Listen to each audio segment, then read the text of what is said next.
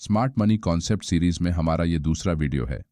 आज के इस वीडियो में हम स्मार्ट मनी कॉन्सेप्ट के अंतर्गत कंप्लीट वैलिड ऑर्डर ब्लॉक्स को कैसे मार्क करना है इसे जानने वाले हैं।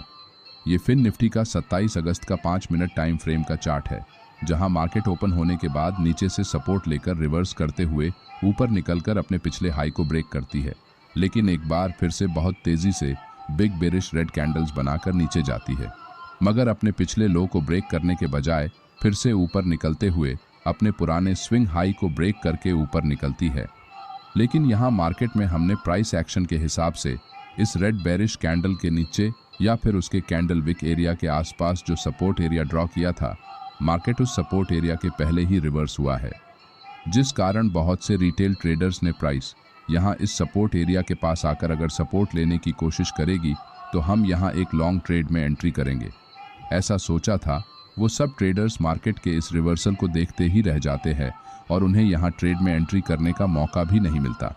मुझे लगता है ट्रेडिंग करते समय आपके साथ भी बहुत बार ऐसा हुआ होगा, लेकिन प्राइस एक्शन के सपोर्ट एरिया के साथ साथ स्मार्ट मनी कॉन्सेप्ट्स के मुताबिक अगर आपको यहाँ वैलिड ऑर्डर ब्लॉक को मार्क करने की टेक्निक पता होती तो आप यहाँ इस तरह से एक ऑर्डर ब्लॉक जोन को मार्क करते हुए जैसे ही प्राइस यहाँ इस जोन में आती तो आप यहाँ लॉन्ग ट्रेड में एंट्री प्लान कर सकते थे। इसीलिए आपको ऑर्डर ब्लॉक के बारे में डिटेल से जानना पड़ेगा। तो चलिए सबसे पहले ऑर्डर ब्लॉक किसे कहते हैं ये जानते हैं। मार्केट इस तरह से हायर हाइज बनाकर ब्रेक ऑफ स्ट्रक्चर करते हुए आगे बढ़ रहा है। अब इस सिचुएशन में एक बिग इंस्टीट्यूशनल बायर को मार्केट का बुलिश स्ट्रक्चर देखते हुए लॉन्ग ट्रेड में एंट्री करनी है, तो वो आप और हम जैसे एक रिटेल ट्रेडर की तरह एक ही जगह पर मार्केट ऑर्डर लगाकर सीधे अपनी पूरी क्वांटिटी से ट्रेड एंट्री नहीं कर सकता, क्योंकि हमारी क्वांटिटी कम होती है। इसलिए मार्केट ऑर्डर लगाने पर हमारे ऑर्डर्स एक ही प्राइस पर पूरी तरह से एग्जीक्यूट हो जाते हैं। लेकिन अगर वो ऐसा करेगा तो उसकी क्वांटिटी बड़ी होने के कारण यहाँ इस लेवल पर जैसे ही वो लाखों की क्वांटिटी में बाय ऑर्डर्स लगाएगा तो मार्केट में एकदम से बाइंग प्रेशर बढ़ने के कारण प्राइस तेजी से ऊपर जाने लगेगी, जिस कारण उसे ज़्यादा भाव पर यानी कि बढ़े हुए प्रीमियम पर उस ऑप्शन को खरीदना पड़ेगा, जिस कारण उसकी बाइंग प्राइस बढ़ जाएगी। उदाहरण के लिए स्मार्ट मनी को यहाँ 20 से लेकर 25 रुपए के प्राइस लेवल पर 5 लाख क्वांटिटी में बाइंग साइड में एंट्री करनी है, लेकिन यहाँ इस लेवल पर अभी सिर्फ 2 लाख क्वांटिटी में ही सेलर्स मौजूद है। तो उस बिग इंस्टीट्यूशन बायर के 5 लाख में से सिर्फ यहाँ 2 लाख क्वांटिटी के ऑर्डर्स ही एग्जीक्यूट होंगे, क्योंकि किसी भी ऑर्डर को पूरी तरह एग्जीक्यूट होने के लिए जितने बायर्स हैं उतनी ही संख्या में सेलर्स चाहिए होते हैं, जिस कारण उसे अपनी बाकी बची क्वांटिटी को हायर प्राइस पर खरीदना होगा, जिससे उसका प्रॉफिट कम हो सकता है। इसलिए जब कभी भी एक बिग इंस्टीट्यूशनल बायर या फिर सेलर मार्केट में किसी लेवल पर ट्रेड में एंट्री करता है तो एक ही जगह अपनी पूरी क्वांटिटी में ट्रेड एंट्री के ऑर्डर्स को ना लगाते हुए उसे एक जोन में यानी कि एक ब्लॉक में लगाता है।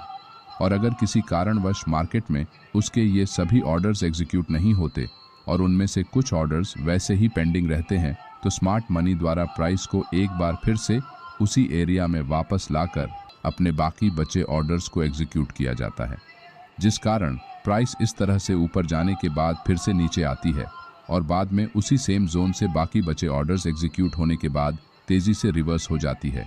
इसीलिए सिंपल भाषा में आप ऑर्डर ब्लॉक को डिमांड एंड सप्लाई जोन्स कह सकते हैं, जहां पर बिग इंस्टीट्यूशंस अपने ऑर्डर्स को मार्केट में एग्जीक्यूट करते हैं। ऑर्डर ब्लॉक क्या है ये समझने के बाद इसे चार्ट पर किस तरह से आइडेंटिफाई करना है ये जानते हैं। ज़्यादातर रिटेल ट्रेडर्स मार्केट में जब एक स्ट्रॉन्ग अप ट्रेंड चल रहा होता है, उस समय प्राइस जब इस तरह से एक स्ट्रॉन्ग अपसाइड बुलिश मूव जिस ग्रीन कैंडल से स्टार्ट करती है, उस स्टार्टिंग पॉइंट में सबसे आखिरी वाली जो बेरिश रेड कैंडल होती है उसे एक ऑर्डर ब्लॉक कैंडल कहते हैं। और उसी तरह जब भी मार्केट में एक स्ट्रॉन्ग बेरिश ट्रेंड चल रहा होता है, उस समय मार्केट में जहां से प्राइस तेजी से नीचे गिरती है, उस रेड बेरिश कैंडल से पहली ग्रीन बुलिश कैंडल को ऑर्डर ब्लॉक कैंडल कहते हैं। ऑर्डर ब्लॉक को पहचानने का ये सबसे गलत तरीका है, क्योंकि हमने यहाँ कौन सा ऑर्डर ब्लॉक वैलिड है और कौन सा इनवैलिड है इसके बारे में जो कुछ टेक्निक या फिर नियम है उन्हें बिना समझे ही ऑर्डर ब्लॉक को मार्क किया है। अब इस तरह से अगर आप ऑर्डर ब्लॉक को मार्क करेंगे तो मोस्ट ऑफ द टाइम आप गलत साबित हो सकते हैं, जिससे आपका लॉस भी हो सकता है। इसलिए आपको एक वैलिड ऑर्डर ब्लॉक को पहचानने के लिए कुछ रूल्स को समझना ज़रूरी है। चलिए इन रूल्स को स्टेप बाय स्टेप समझते हैं। Rule number 1, last candle liquidity SVEEP. यहाँ इस बेरिश प्राइस एक्शन में मार्केट ने इस लास्ट बेरिश कैंडल के बाद एक स्ट्रॉन्ग अप मूव किया है। साथ ही इस रेड कैंडल ने अपनी पिछली वाली कैंडल के लो को नीचे ब्रेक किया है, जिस कारण यहाँ इस कैंडल के नीचे की लिक्विडिटी स्वीप हुई है। इसलिए ये कैंडल एक वैलिड ऑर्डर ब्लॉक कैंडल है। लेकिन इस राइट साइड के उदाहरण में इस लास्ट बेरिश कैंडल ने अपनी प्रीवियस कैंडल के लो को नीचे ब्रेक नहीं किया है, इसलिए इसे हम एक इनवैलिड ऑर्डर ब्लॉक कैंडल कहेंगे। उसी तरह बुलिश मार्केट स्ट्रक्चर में इस लास्ट बुलिश कैंडल के बाद प्राइस तेजी से नीचे गई है और इस बुलिश कैंडल ने अपनी लास्ट कैंडल के हाई को भी ब्रेक करके यहाँ इस कैंडल के ऊपर की लिक्विडिटी को स्वीप किया है। इसलिए आप इसे एक वैलिड ऑर्डर ब्लॉक मान सकते हैं। लेकिन इस राइट साइड के उदाहरण में इस लास्ट बुलिश कैंडल ने अपनी प्रीवियस कैंडल के हाई को ऊपर ब्रेक नहीं किया है, इसलिए इसे हम एक इनवैलिड ऑर्डर ब्लॉक कैंडल कहेंगे। Rule number 2, inefficiency and imbalance. यहाँ लास्ट बेरिश कैंडल ने अपनी प्रीवियस कैंडल के लो को ब्रेक करने के बाद प्राइस तेजी से ऊपर गई है। लेकिन इस लास्ट बेरिश कैंडल के बाद जब चार्ट पर ये जो लगातार बुलिश कैंडल्स बनी है, उनमें से अगर इन 3 कैंडल्स को गौर से देखेंगे तो यहाँ इस फर्स्ट बेरिश कैंडल और इस थर्ड बुलिश कैंडल के बीच आपको कुछ अंतर दिखेगा। इसी को हम प्राइस इम्बैलेंस या फिर प्राइस इनएफिशिएंसी कहते हैं। यहाँ पर अगर हम लास्ट बेरिश कैंडल का विक हाई और इस थर्ड बुलिश कैंडल के विक लो के बीच में एक बॉक्स बनाएंगे तो हमें यहाँ इन दोनों कैंडल्स के बीच में क्लियर गैप दिखाई देता है। आप इसे फेयर वैल्यू गैप या फिर FVG कह सकते हैं। अगर किसी ऑर्डर ब्लॉक कैंडल के बाद इस तरह से 2 कैंडल्स के दौरान इम्बैलेंस क्रिएट होता है तो आप इसे एक वैलिड ऑर्डर ब्लॉक कह सकते हैं।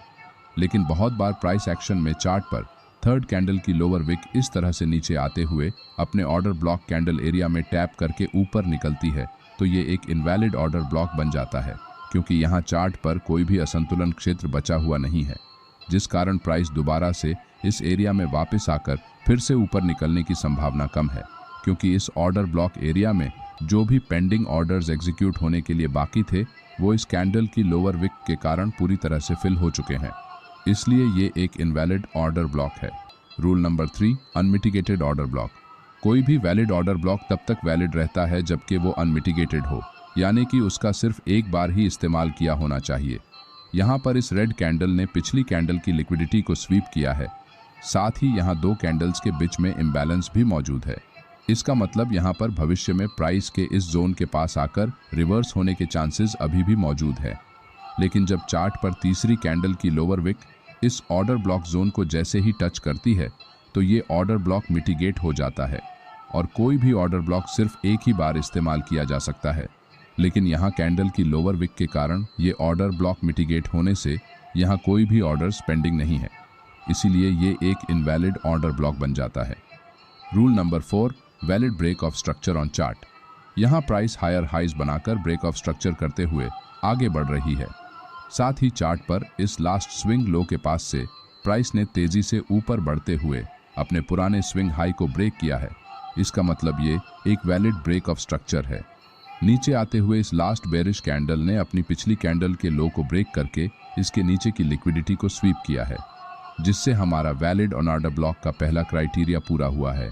यहाँ इन 2 कैंडल्स के दौरान प्राइस ने इम्बैलेंस गैप बनाया है और तीसरी कैंडल्स की लोअर विक ने हमारे ऑर्डर ब्लॉक एरिया को अभी तक टच नहीं किया है। इसका मतलब ये अभी मिटिगेट नहीं हुआ है, जिससे हमारे वैलिड ऑर्डर ब्लॉक के लगभग तीनों क्राइटेरिया यहाँ पर पूरे हुए हैं।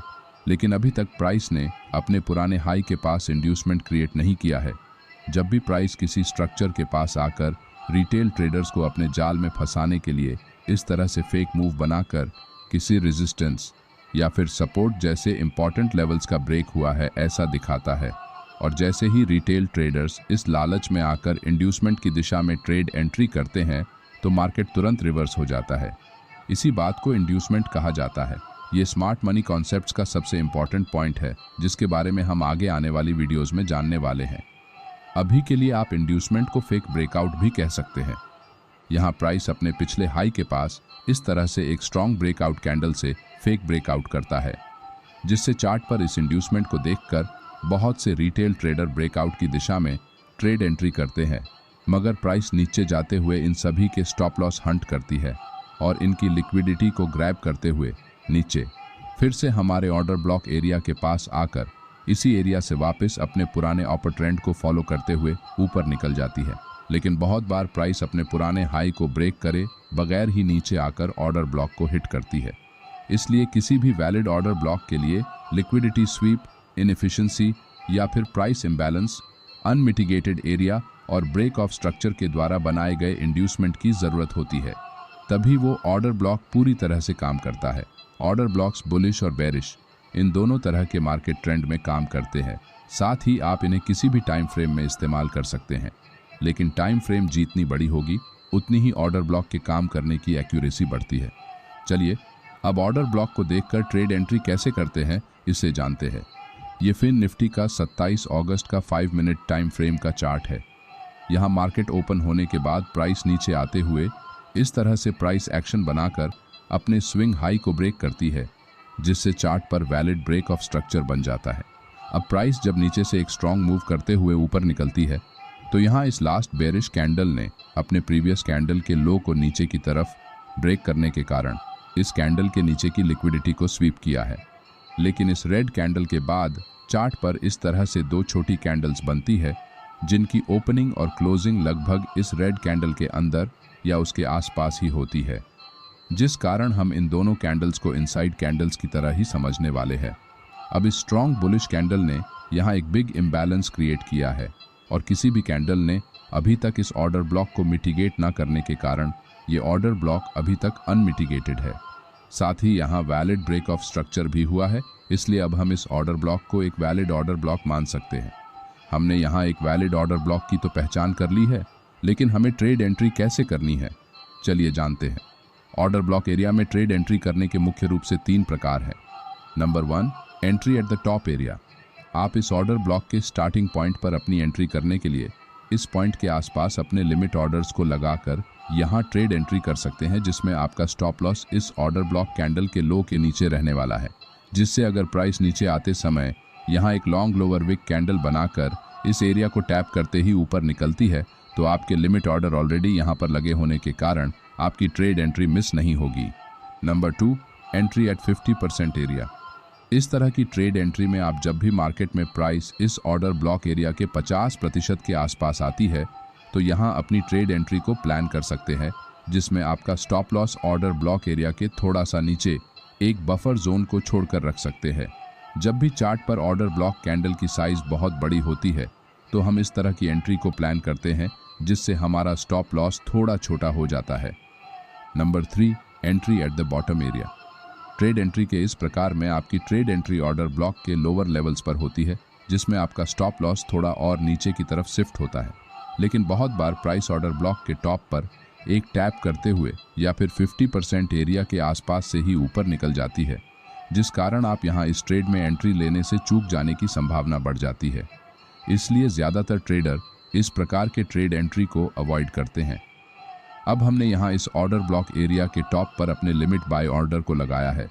कुछ देर बाद प्राइस एक लॉन्ग लोअर विक के साथ इस एरिया को टच करते हुए फिर से अपना पुराना ट्रेंड फॉलो करते हुए ऊपर निकल जाती है। अब यहाँ बुलिश मार्केट स्ट्रक्चर था, इसलिए हमने बुलिश साइड में ट्रेड एंट्री की है, और अगर मार्केट में बेरिश प्राइस एक्शन बनता तो हम बेरिश साइड में ट्रेड एंट्री को प्लान करते। चलिए अब एक वैलिड ऑर्डर ब्लॉक के बारे में कुछ इंपॉर्टेंट की पॉइंट्स को समझते हैं। पॉइंट नंबर 1, अगर मार्केट में एक बुलिश ट्रेंड चल रहा है और प्राइस इस तरह से नीचे से ऊपर निकलती है तो लास्ट बेरिश कैंडल को अगर कोई ग्रीन बुलिश कैंडल नीचे ब्रेक करती है तो हम यहाँ इस ग्रीन कैंडल को ऑर्डर ब्लॉक कैंडल मानेंगे, क्योंकि इस कैंडल का लो अभी तक ब्रेक नहीं हुआ है। इसलिए ऑर्डर ब्लॉक मार्क करते समय हमें कैंडल के कलर को देखना नहीं है। उसी तरह एक डाउन ट्रेंड में सबसे आखिरी वाली ग्रीन कैंडल के हाई को ब्रेक करने वाली कैंडल अगर रेड बेरिश कैंडल बनती है तो भी हम इसे एक ऑर्डर ब्लॉक कैंडल मान सकते हैं, क्योंकि इस कैंडल ने पिछली कैंडल का हाई ब्रेक किया है। पॉइंट नंबर 2, कोई भी ऑर्डर ब्लॉक तब तक वैलिड रहता है जब तक वो अनमिटिगेटेड है। अगर प्राइस किसी वैलिड ऑर्डर ब्लॉक को एक बार टैप करती है तो ऑर्डर ब्लॉक मिटिगेट होने के कारण भविष्य में वो हमारे किसी काम का नहीं रहने वाला है, क्योंकि एक ऑर्डर ब्लॉक सिर्फ एक बार ही इस्तेमाल किया जा सकता है। पॉइंट नंबर 3, एक बुलिश मार्केट स्ट्रक्चर में हमें हमेशा बुलिश ऑर्डर ब्लॉक को मार्क करते हुए उसी के हिसाब से एक बुलिश साइड का लॉन्ग ट्रेड प्लान करना चाहिए। उसी तरह जब मार्केट एक डाउन ट्रेंड या फिर बेरिश ट्रेंड में होता है उस समय हमें बेरिश ऑर्डर ब्लॉक को मार्क करते हुए शॉर्ट ट्रेड में एंट्री को प्लान करना चाहिए। पॉइंट नंबर 4, एक वैलिड ऑर्डर ब्लॉक मार्क करने के बाद हमेशा मार्केट आपकी ट्रेड एंट्री की दिशा में ही मूव देगा, इसकी कोई गारंटी नहीं होती है। कई बार आपको छोटे मूव्स देखने को मिलेंगे तो कई बार बहुत बड़े मूव देखने को मिलेंगे, या फिर हो सकता है मार्केट इस ऑर्डर ब्लॉक को रिस्पेक्ट करे बगैर उसे ब्रेक करके सीधा नीचे भी जा सकता है। इसलिए किसी भी ट्रेड में ट्रेड एंट्री करते समय आपकी कैपिटल को प्रोटेक्ट करने के लिए और आपकी रिस्क को मैनेज करने के लिए आपको स्टॉप लॉस का इस्तेमाल ज़रूर करना है। अगले वीडियो में हम स्मार्ट मनी पर आधारित और टॉपिक्स को समझने